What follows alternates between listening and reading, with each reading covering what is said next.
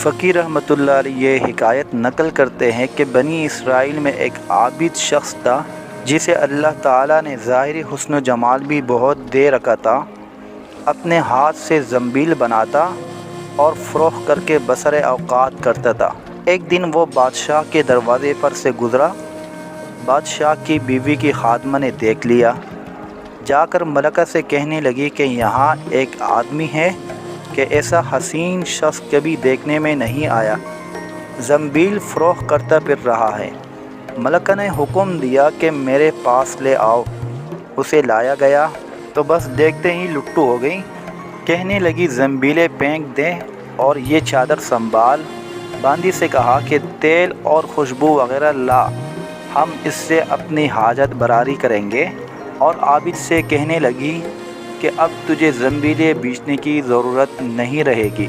आबिद बार बार इनकार करता रहा। कहने लगी अगर तू ये काम नहीं करना चाहता तो उसके बग़ैर यहाँ से बाहर भी नहीं जा सकता, और दरवाज़े बंद करने का हुक्म दे दिया।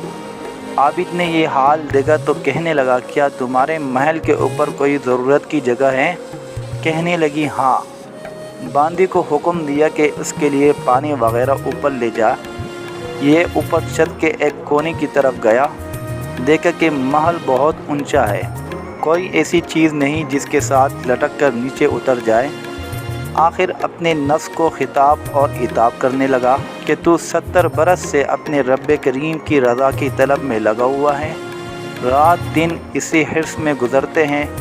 तुझ पर आज एक शाम ऐसी आई है जो तेरी इस तमाम मेहनत को ज़ाय कर देगी। वल्लाह तुझसे बढ़कर कोई ख़ाइन ना होगा अगर ये शाम तेरे आमाल को फासिद कर गई। आखिर अल्लाह को क्या मुँह दिखाएगा। गरज इसी तरह अपने आप को खिताब व इताब करता रहा। फिर उसने इस बुलंदी से कूद जाने का अज़म कर लिया तो अल्लाह ताला ने जिब्राइल अलैहिस्सलाम को निदा दी। उन्होंने लब्बैक कहकर जवाब दिया।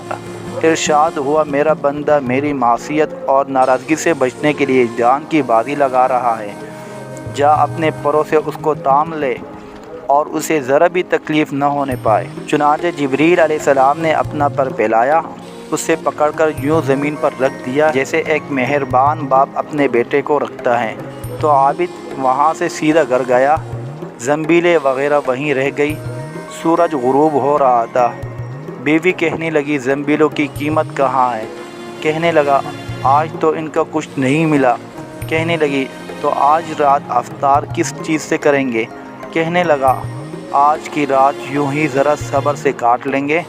फिर कहने लगा उठकर तनूर में आग जला दे, हमसाए हमारे तनूर में आग नहीं देखेंगे तो ना मालूम क्या कुछ ख्यालात दौड़ाएंगे। ख्वाह इन्हें परेशान करना अच्छा नहीं। बीवी ने उठकर तनूर में आग जला दी, खुद वापस आकर बैठ गई। एक पड़ोसन आग लेने को आई, पूछा आग है? जवाब मिला आगे बढ़कर तनूर से ले लो।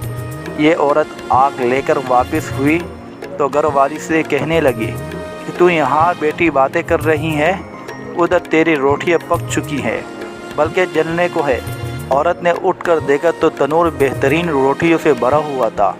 औरत ने इन्हें बर्तन में रखा और खावन के पास ले आई और कहने लगी कि तेरे साथ अल्लाह ताला का ये मामला तेरे बुलंद दर्जात की वजह से ही हो सकता है, लिहाजा तो अल्लाह ताला से दुआ मांग कि हमारी बाकी उम्र खुशहाली और फराखी में गुज़रे।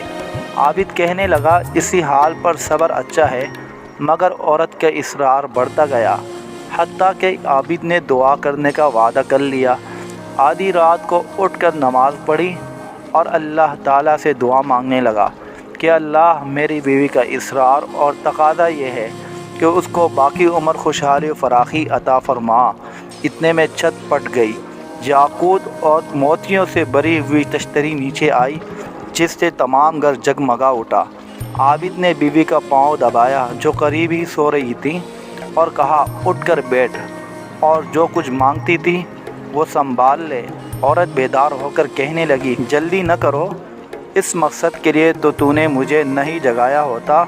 मैं ख्वाब देख रही थी। सोने की बहुत सी कुर्सियाँ बिछी हुई हैं जो याकूत और ज़बरजद वगैरह से मुरस्सा है, मगर इनमें सुराख है। मैंने पूछा ये कुर्सियाँ किसकी है? जवाब मिला ये तेरे खावन के बैठने के लिए है।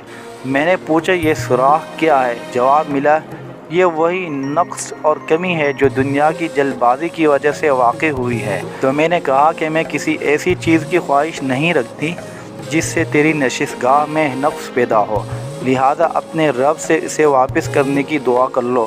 عابد نے دعا مانگی اور تشتری واپس ہو گئی۔